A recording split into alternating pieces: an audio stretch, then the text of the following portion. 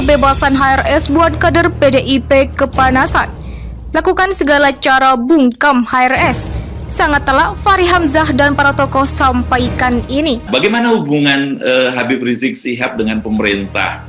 Ini saya kira yang menjadi pertanyaan yang sangat penting dan sekaligus sangat menarik. Sesungguhnya kita tidak terlalu terkejut kalau saja kemudian Habib Rizik Syihab membuka tangan untuk berkomunikasi, bahkan bekerja sama dengan pemerintah.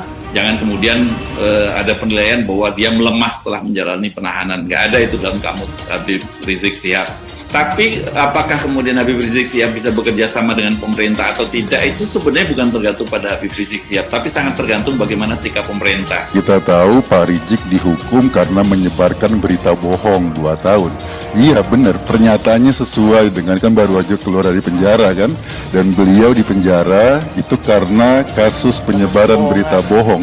Dan pernyataan itu mengkonfirmasi kebenaran apa yang disampaikan Pak Rizik. Negeri ini darurat kebohongan, karena itu jangan lagi nyebarin berita bohong gitu loh, maksudnya gitu loh. Oh maksudnya persepsi, iya, jangan ikut-ikutan saya, ya nyebarin berita gitu ya? bohong nanti dihukum. Perkiraan saya kayak gitu mungkin ya. Jangan orang yang berkata apa adanya kemudian dibohongi, direkayasa untuk kemudian dipidana, kan begitu kan? Nah, korbannya siapa? Korbannya Habib Rizik. Ada sekarang Habib Bahar juga, kan begitu kan? Terus juga ada lagi yang ternyata nyata-nyata bohong, misalnya yang mengatakan di kantongnya, entah Pak Mardhani yang bicara waktu itu siapa ya? Saya lupa. Yang katanya di kantongnya ada 11.000 triliun, kemudian yang mengenai mobil SMK gitu kan segala macam. Nah, maksud saya hal tersebut jangan diulangi lagi seperti itu. Bagi para politisi, faktor Habib Rizik Syihab ini juga pasti masih akan sangat diperhitungkan ya. Tinggal dikalkulasinya plus minusnya dan kemudian bagaimana kemudian mereka memposisikan diri dalam hubungannya dengan Habib Rizik Syihab. Saya ingin katakan bahwa pola dakwah selama ini yang mengedepankan nahi mungkar semata tanpa ada kearifan, tanpa melihat situasi kekinian, itu kan sudah dialami berkali-kali menjadi hal yang sangat berat. Pola seperti ini harus dievaluasi. Bagaimana supaya masa bebasan bersyarat itu terlewati. Dan ke depan mungkin perlu juga dirubah pola dakwahnya. Bagaimana nahi mungkar itu disampaikan dengan cara yang elegan, mungkin yang agak lembut, yang bisa dipahami sehingga bisa dianut orang, diikuti orang. Tidak ada kata penyesalan di dalam menyampaikan kebenaran. Orang-orang penyesalan hanyalah milik orang-orang yang selalu berbohong, yang selalu bersikap lemah lembut, tetapi di baliknya terdapat kebohongan dalam kelemah lembutannya. Lemah lembut, tetapi dalamnya terdapat kebohongan, terdapat kepalsuan. Itulah penyesalan dari orang-orang seperti itu. Tapi bagi saya, walaupun saya begini apa adanya, tidak ada kata menyesal dalam hidup saya. Apalagi dalam membongkar fakta kayak 50 dan benar Habib Rizik di penjara karena Maulid Nabi Muhammad SAW, karena hanya beliau yang di penjara, yang lain tidak di penjara. Yang saya sampaikan kebenaran, maka saya andaikan dosa, saya tidak akan pernah bertobat dari dosa itu. Sudah berkali-kali kan artinya rakyat atau umat tidak paham dengan pola seperti itu.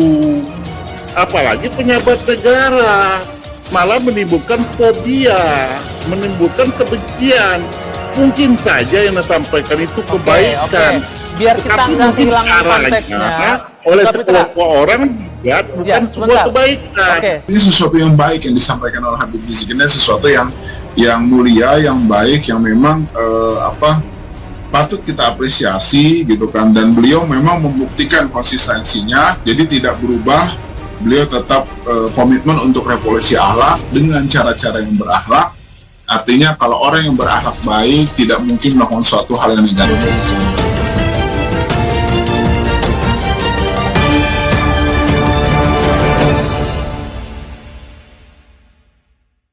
Fachri Hamzah sebut revolusi akhlak digaunkan. Habib Rizik jangan diartikan sebagai partisan. Dilansir dari suara.com, Wakil Ketua Umum Partai Gelombang Rakyat Indonesia, Fachri Hamzah menyebut revolusi akhlak digaungkan mantan ex-pimpinan Front Pembela Islam. Habib Rizik Syihab tidak diartikan sebagai partisan, namun harus diartikan sebagai kepentingan bersama. Menurut Fahri, revolusi akhlak yang digaungkan Habib Rizik adalah masalah bersama.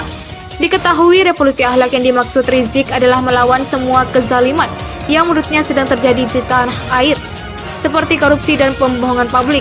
Misalnya dari mulut beliau, revolusi akhlak ya jangan diartikan sebagai partisan gitu loh. Jadi tolong artikan itu sebagai kepentingan bersama, supaya semua orang bisa menangkap itu. Karena masalah ini adalah masalah bersama. Itulah yang saya kira perlu diinterpretasikan, ujar Fahri dalam diskusi bertajuk Pembebasan HRS dan Masa Depan Keadilan Indonesia secara virtual. Fahri mengungkapkan, Habib Rizik ingin sekali ada rekonsiliasi. Namun kata Fahri ada pihak yang menghalangi rekonsiliasi antara Habib Rizik dan pemerintah. Saya tahu karena saya berkomunikasi juga dengan HRS melalui berbagai jalur. Saya tahu beliau ingin sekali supaya kita ini tidak bertengkar, tapi saya tahu ada yang menghalangi supaya tidak rekonsiliatif, ucap Fahri. Karena itu, kata Fahri, pesan yang disampaikan Habib Rizik untuk rekonsiliasi harus difasilitasi, sehingga tak boleh dibalik bahwa Habib Rizik tak menghendaki persatuan. Pesan-pesan baik untuk bersatu itu menurut saya lah yang harus difasilitasi, jangan dibalik-balik. Seolah-olah HRS tidak menghendaki persatuan, tutur Fahri. Lebih lanjut, mantan wakil ketua DPR itu mengatakan terkadang tak bisa dihindari. Meski elit politik sudah berdamai, namun masa pendukung belum berdamai. Sehingga kata dia, para elit politik seharusnya memiliki peran untuk mempersatukan para pendukung masing-masing. Makanya kita juga sebagai elit perlu semacam metode juga untuk mentradisikan satu pengorganisasian, bahwa kehendak baik dari elit itu bersatu itu juga harus menciptakan massa juga yang punya kehendak ingin bersatu, ungkap Fahri.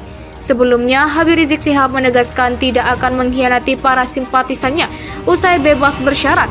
Dia menegaskan siap melanjutkan revolusi akhlak, misinya yang sempat tertunda karena tersandung masalah hukum. Tidak akan meninggalkan umat, tidak akan mengkhianati umat, kami insya Allah akan berjuang bersama umat, akan berusaha sekuat tenaga melindungi umat, dan akan terus berjuang membela hak umat, karena kami adalah umat, dan umat adalah kami, tak akan bergeser dari itu semua, kata Rizik lewat video streaming. Rizik menjelaskan misi revolusi akhlaknya akan dia lanjutkan setelah tertunda usai kepulangannya dari Tanah Suci Mekah. Sebagaimana yang telah saya sampaikan setiba di tanah air sewaktu saya pulang dari kota suci Mekah, yaitu ayo kita gaungkan kembali terus, yaitu revolusi akhlak. Revolusi akhlak dengan cara yang berakhlak, tegasnya. Pada kesempatan itu, Rizik mengajak semua simpatisannya untuk bersama-sama melanjutkan revolusi akhlak. Ayo kita gaungkan kembali terus, yaitu revolusi akhlak. Revolusi akhlak dengan cara yang berakhlak, ujarnya. Dia menjelaskan revolusi akhlak yang dimaksud adalah melawan semua kezaliman yang menurutnya sedang terjadi di tanah air, seperti korupsi dan pembohongan publik. Maka kebohongan sudah membudaya dan negeri kita lagi darurat kebohongan. Karena itu yang saya ingin sampaikan di sini, saudara, apa itu darurat kebohongan? Apa itu darurat korupsi? Apa itu darurat kezaliman? Apa itu darurat utang? Apa itu darurat ekonomi dan lain sebagainya? Maka kuncinya yuk sama-sama kita obati semua itu dengan revolusi akhlak, tuturnya. Barisan celeng berjuang, aduh, PDIP nih pecah, saudara. Di internalnya aja, biarlah itu menjadi kezaliman urusan mereka. Perjuangan milik kita, kemenangan milik Allah Subhanahu wa taala. Man abghadahum abghadahullah. Mereka keluargaku, mereka anak cucuku, mereka diciptakan dari tanahku. Maka celakalah bagi orang-orang yang mendustakan keutamaan mereka. Celakalah bagi orang-orang yang mendustakan kemuliaan mereka. Haram hukumnya mendukung mereka. Rapatkan barisan, rapatkan saf, bergandengan tangan, tenggelamkan partai pendukung penista agama. Allahu Akbar. Mereka benar-benar anti kebenakaan kita. Itulah yang muncul dengan berbagai persoalan. Apa yang saya sampaikan di atas tentu ideologi tertutup, jelas bertentangan dengan Pancasila. Pancasila sebagai jiwa bangsa tidak memiliki sifat totaliter. Negara Pancasila ini sudah final. Kalau ada seorang Habib di peringatan Maulid Nabi, bahasa-bahasa dan ucapannya itu kotor, itu saya prihatin itu, dan saya tidak terima. Oke. 1 tambah 9 berapa? 10. 8 tambah 2? 10. 5 tambah 5? 10. 6 tambah 4? 10. 7 tambah 3? 10. Hasilnya sama nggak? Sama. Cara pembagiannya? Beda. Begitulah habaib. Ada yang lembut, ada yang berdakwah, ada ada yang tegas, ada yang amar ma'ruf, ada yang nahi mungkar. Nah, yakni ya itu tadi, walaupun berbeda tapi hasilnya sama, tujuannya sama, yakni mencari ridha Allah, yakni untuk maslahat umat, untuk maslahat bangsa, untuk maslahat negara, walaupun dengan cara yang berbeda-beda.